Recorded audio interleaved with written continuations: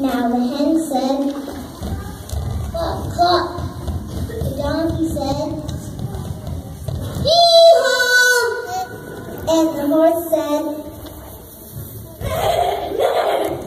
and the chair still squeaked, and the door still creaked, and the wind still whistled through the window, and the clock still ticked off, and the faucet still drip-dropped. Too much noise!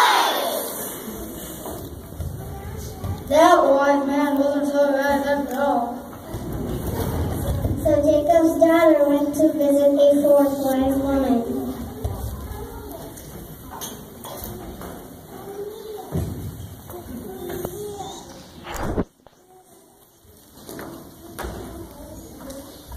Please help me, Alice makes too much noise. There's only one thing to do. Get a sheep. Get a sheep, but we already have a horse, donkey, and a hen. Yes, get a sheep. So Jacob's daughter did just that. She got some sheep.